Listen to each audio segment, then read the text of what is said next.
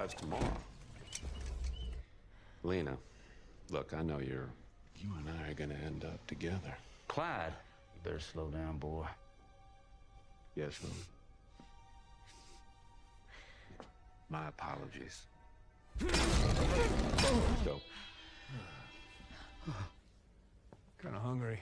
I really underestimated you, no, Ma. Pretty badass for an old man.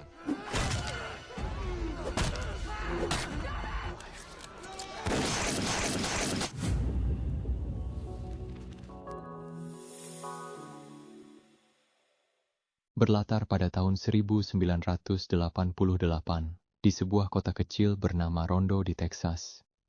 Cerita diawali dengan memperkenalkan seorang wanita bernama Lena yang merupakan pemilik warung makan cepat saji.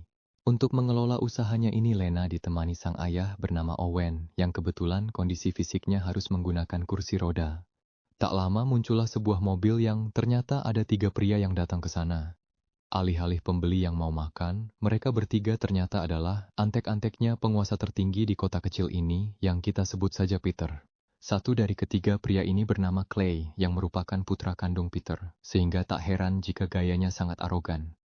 Entah apa yang membuat Lena dan Owen ayahnya tidak berdaya, mereka berdua terlihat sangat patuh terhadap perintah Clay yang meminta keduanya untuk jangan sampai datang terlambat. Entah disuruh datang kemana dan apa yang sebenarnya terjadi dengan warga di kota ini. Clay pun mulai bersikap kasar terhadap Lena hingga harus ditegur oleh Owen. Tak terima ditegur, Clay pun meminta maaf kepada Owen sebagai ayah Lena. Namun yang terjadi selanjutnya adalah hal yang tak terduga. You like it or not. Clyde, I'm gonna ask you kindly. Yes, Lou. I am being disrespectful. Lena dan Owen hanya bisa pasrah menghadapi kekejaman Clay. Mereka tidak memiliki kemampuan untuk melawan. Sehingga di dalam kesendiriannya, Lena yang suaminya gugur di medan perang pun sering berdoa agar dikirimkan malaikat untuk membebaskan kota kecil ini dari penderitaan. Lalu kita diperkenalkan dengan sosok Peter penguasa kota ini. Dia tinggal dengan nyaman di rumah besar dengan segala kekayaan yang dimiliki. Saat Clay putranya akan berangkat kerja sebagai preman yang suka patroli, Peter mengingatkan Clay untuk selalu mengawasi dengan jeli setiap warga mereka dan jangan sampai ada yang buka suara tentang kegiatan mereka di kota kecil ini. Berlokasi di sebuah pabrik alkohol, inilah kerajaan bisnis milik si penguasa kota yang dimaksud.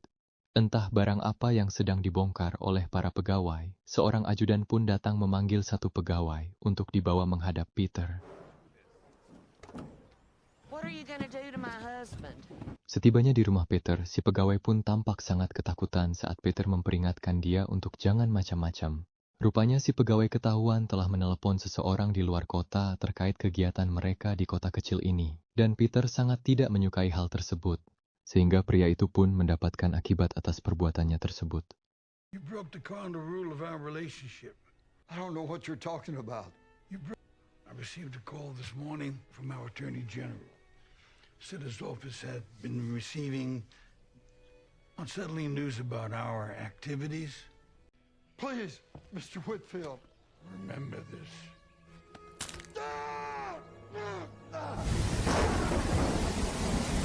Malamnya kita akan diperlihatkan dengan kerajaan bisnis Peter yang ternyata bukan pabrik bir, melainkan tempat perdagangan narkoba yang diselundupkan ke dalam kaleng minuman bir. Dengan kata lain, Peter adalah seorang bos gembong narkoba yang menjadikan seluruh warga di kota kecil ini sebagai pegawainya, termasuk Lena dan Owen ayahnya yang dipaksa bekerja untuknya.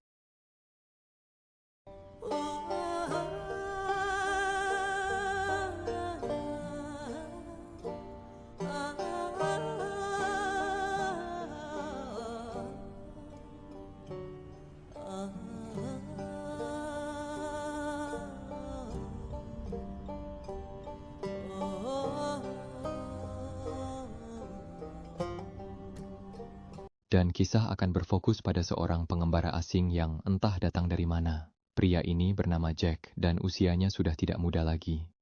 Jack mendatangi sebuah kafe untuk ia bisa sarapan. Dengan terang-terangan Jack mengaku jika dia tidak punya uang, namun ia bisa melakukan pekerjaan apapun untuk mendapatkan makanan. Karena rak di sana sedang rusak, si pemilik kafe pun meminta Jack untuk memperbaikinya.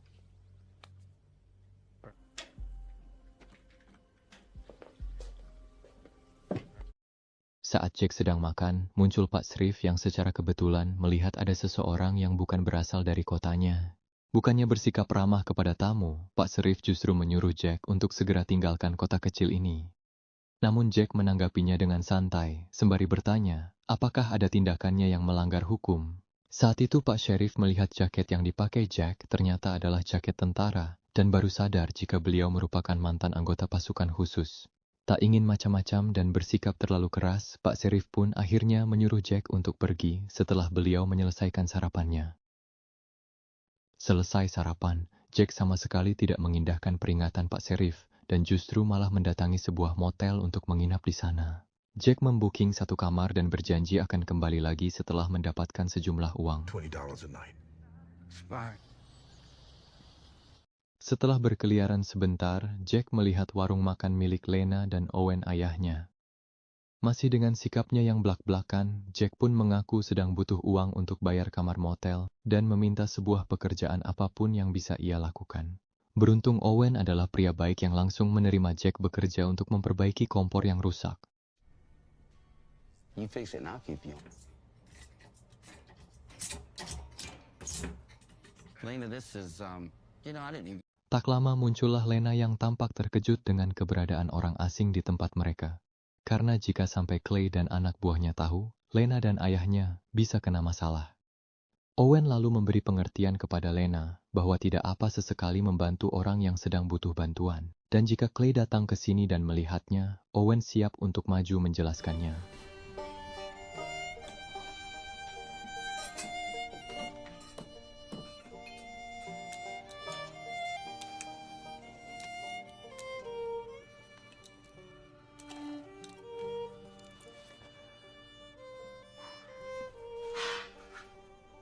Beberapa jam kemudian, Jack akhirnya berhasil memperbaiki kompor mereka yang rusak. Tak hanya kompor, Jack juga memperbaiki rak dinding mereka yang hampir copot. Tapi tak lama kemudian, Clay dan anak buahnya datang dan langsung menanyakan siapa sosok Jack. Owen dengan cepat menjelaskan jika Jack hanya seorang pelancong yang sedang butuh bantuan dan akan langsung pergi setelah pekerjaannya selesai. Tak ingin kena masalah, Lena yang ketakutan pun dengan cepat membawakan 3 gelas bir untuk menenangkan Clay dan anak buahnya. Dan syukurlah hal itu berhasil membuat mereka bertiga tidak memperpanjang masalah ini. Setelah Clay dan anak buahnya pergi, Jack pun diajak makan malam bersama Lena dan ayahnya. Di mana Jack mulai mempertanyakan terkait kota kecil ini yang kenapa sangat sepi sekali dan orang-orangnya seperti tertutup dan tertekan. Owen yang sudah tidak tahan mulai meluapkan semuanya, termasuk menceritakan tentang Peter dan kerajaan bisnis haramnya. Sebelum pergi, Lena memberikan sejumlah uang sebagai upah atas pekerjaannya. Lena meminta dengan sangat agar Jack segera pergi meninggalkan kota kecil ini. Karena semakin lama Jack ada di sini, maka situasinya akan semakin buruk. Setelah mendapatkan sejumlah uang, Jack pun langsung kembali ke motel dan membayar kamar yang sudah ia booking tadi siang. Ketika Jack sedang berendam di kamar motelnya, beliau dihantui oleh bayang-bayang masa lalunya semasa di medan perang, di mana semua anggotanya tewas ditembak oleh musuh gara-gara menjalani misi jebakan dari atasannya. Keesokan paginya bukannya langsung pergi dari kota ini, Jack justru kembali ke warung makan milik Lena dan memperbaiki talang air yang sudah rusak. Berbeda dengan Owen yang senang dengan keberadaan Jack di sana, Lena tampak sangat khawatir karena jika sampai Clay tahu Jack masih ada di tempatnya, maka masalahlah yang akan menimpa mereka. Dan benar saja, ketika Jack sedang memperbaiki meja dapur yang sudah usang, muncullah Clay dan anak buahnya yang kembali mempermasalahkan keberadaan Jack di tempat ini. Dengan cepat Lena kembali membawakan 3 gelas bir seperti kemarin, tetapi kali ini Clay terlihat sangat kesal. Melihat tangan Lena ditarik, Jack masih bisa sabar dengan tidak melakukan apa-apa. Tetapi ketika Clay mulai bertindak di luar batas dan menyakiti seorang perempuan, emosi Jack mulai naik, dan ia pun menghajar mereka semua.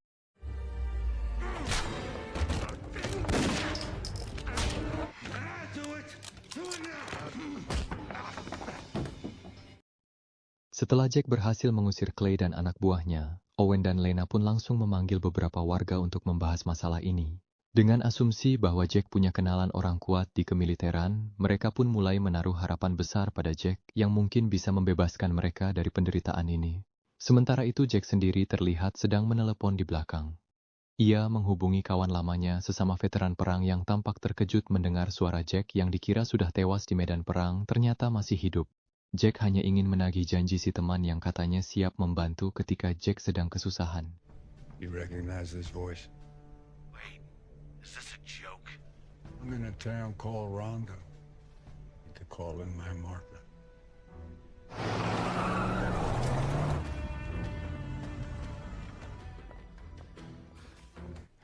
The hell happened to you? Sementara itu, Clay pun langsung pulang ke rumah dan mengadu pada ayahnya terkait Jack yang sudah menghajar dia dan anak buahnya. Peter pun langsung menghubungi Pak Sheriff dan menugaskan dia untuk menyelesaikan masalah ini. Tak mau buang waktu, Bapak Sheriff pun langsung meluncur ke lokasi dan mendapati sebagian warganya berkumpul di tempat ini. Namun Jack tiba-tiba muncul dari belakang dan mengaku baru selesai menelepon seseorang. Penasaran dengan siapa orang yang sudah Jack hubungi, Jack pun berbohong dengan mengatakan bahwa ia baru saja menghubungi seseorang bernama Kolonel Jack Hollister yang merupakan komando pasukan khusus Angkatan Darat Amerika Serikat. Sehingga hal itu langsung membuat Pak Sheriff ketar-ketir. Colonel Jack Hollister, yeah, U.S. Army Special Forces Command. Now, I gotta make the call, because if I don't, they'll come looking for me for sure. Well, if that's how you want to play it, I'll be on my way. Is any of that true?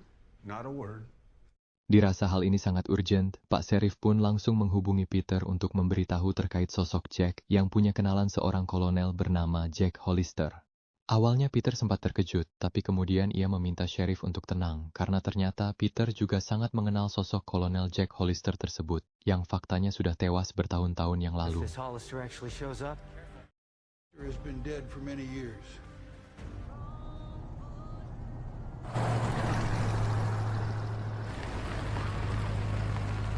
Saat Peter mengirim seseorang untuk mengawasi Jack, Jack dan Lena sendiri terlihat pergi berkendara menuju landasan pesawat untuk menemui seseorang, yang ternyata itu adalah pesawat teman Jack yang sebelumnya dihubungi.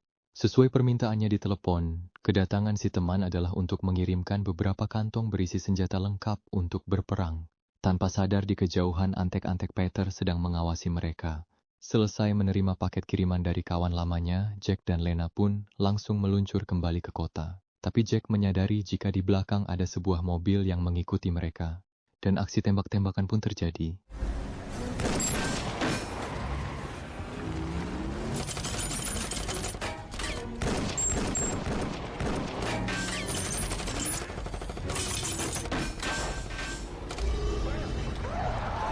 Sempat dihadang, namun Lena berhasil memacu mobilnya kembali dengan Jack yang terus menembaki mereka.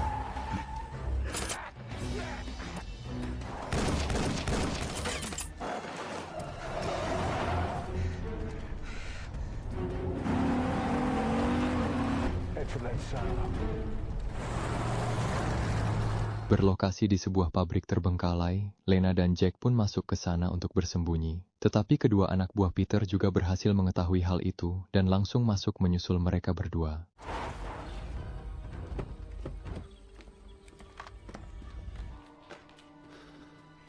Meski sudah tua, Jack masih cukup kuat untuk melakukan baku tembak dengan kedua preman ini. Namun, keberadaan Lena cukup menyulitkan pergerakannya.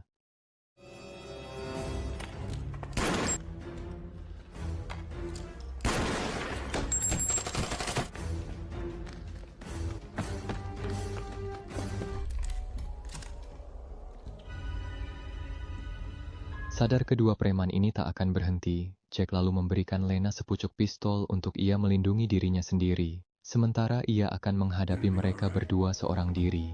Bermodalkan shotgun yang punya jarak tembak kurang jauh, Jack berhasil memancing satu preman untuk naik ke lantai atas.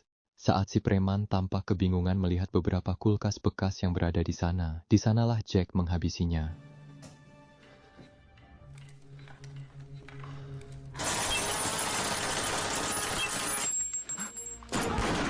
Sementara itu Lena yang berusaha bersembunyi akhirnya keberadaannya diketahui. Untung saja Jack berhasil menembak si preman dari atas dan menyelamatkan Lena tepat waktu.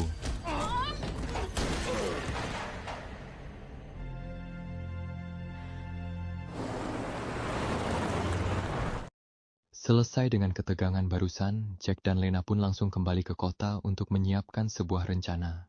Namun ketika mereka baru sampai di warung, ternyata Clay dan anak buahnya sudah keburu menyandra Owen dan beberapa warga yang ada di sana. Shut the door, Titus. He underestimated you, Nomada. Clay menganggap kejadian tadi siang sebagai masalah pribadi, hingga ia pun melampiaskan kemarahannya kepada Jack untuk membalaskan dendamnya tadi siang.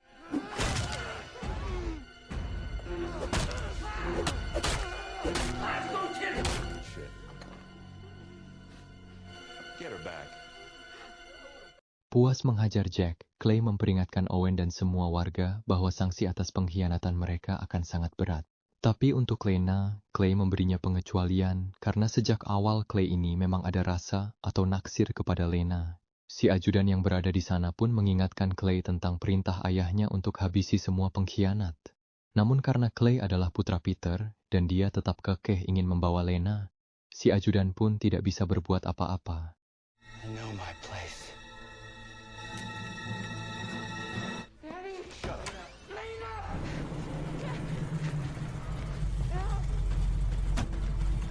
Setelah Clay pergi membawa Lena, si ajudan pun langsung melihat ke arah warga tak bersalah. Sesuai perintah Peter, ajudan akan mengeksekusi mereka semua. Dan malang sekali nasib Owen dan beberapa warga yang harus mati mengenaskan. Sorry, Vivian. Fire.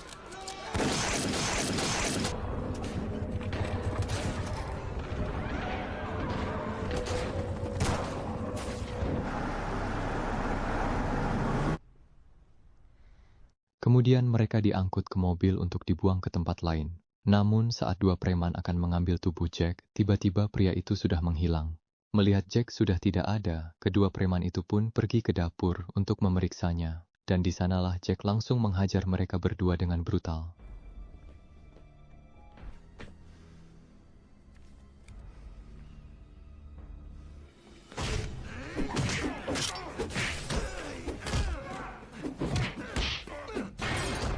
Selesai dengan preman kecil, kini Jack harus menghadapi preman botak yang punya badan tinggi besar. Namun akhirnya ia berhasil menumbangkan preman botak tersebut.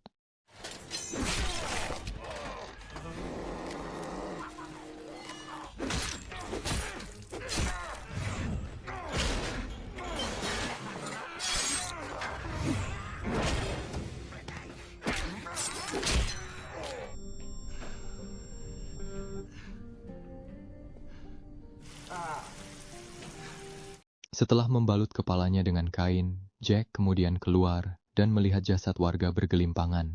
Tak lama muncullah Pak Sheriff yang sama dibuat terkejutnya dan langsung membawa Jack pergi bersamanya. Pak Sheriff memborgol Jack ke mobil dan membawa dia ke pabrik narkoba. Tanpa Sheriff sadari, Jack diam-diam sudah membawa sehelai kawat di sakunya dan berusaha untuk membuka borgol tersebut.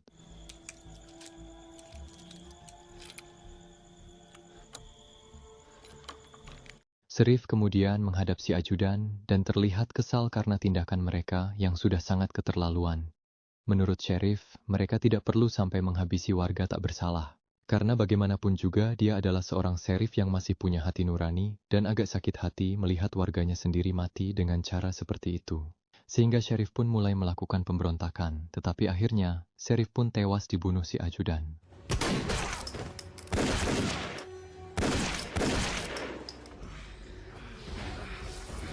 Sementara itu, Jack sudah berhasil meloloskan diri dan mulai menjatuhkan satu persatu preman yang ada di sana.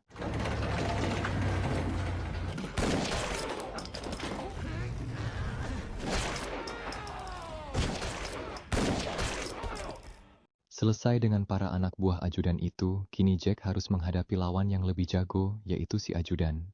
Jack dan si ajudan pun melakukan pertarungan intens yang cukup sengit. Dengan tangan kosong, Jack harus menghadapi si ajudan yang memiliki sebuah pisau. Namun setelah melalui pertarungan yang melelahkan, Jack berhasil menghabisi si ajudan tersebut.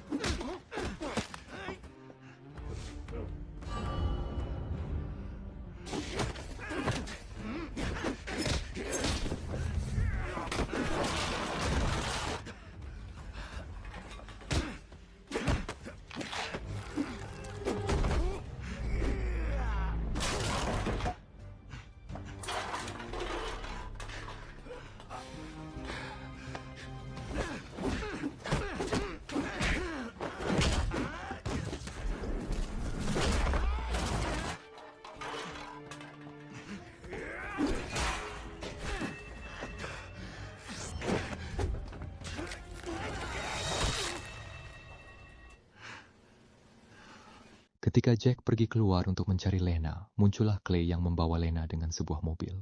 Entah kemana Clay akan membawa Lena pergi, Jack dengan cepat menghadang mobilnya dari depan, dan inilah yang beliau lakukan. Jack berhasil menembak Clay tepat sasaran dan menyelamatkan Lena dari bahaya. Karena semua orang sudah mati, Clay pun membawa Lena pergi ke kediaman Peter untuk membuat perhitungan atas semua kekejaman yang dilakukannya. Let's finish this.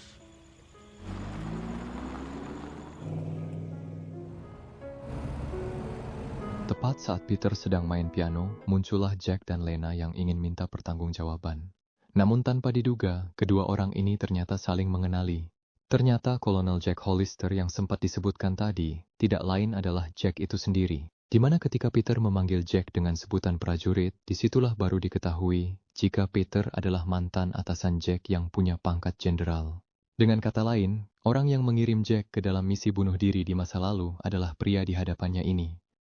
Dengan fakta bahwa Peter adalah orang yang telah menyebabkan semua anggota pasukan khususnya tewas, Jack pun semakin dibuat murka dan lalu memberikannya sebuah tembakan. Do you understand me? Tak hanya ditembak, Jack kemudian menyiram Peter dengan alkohol dan kita semua sudah pasti tahu apa kelanjutannya.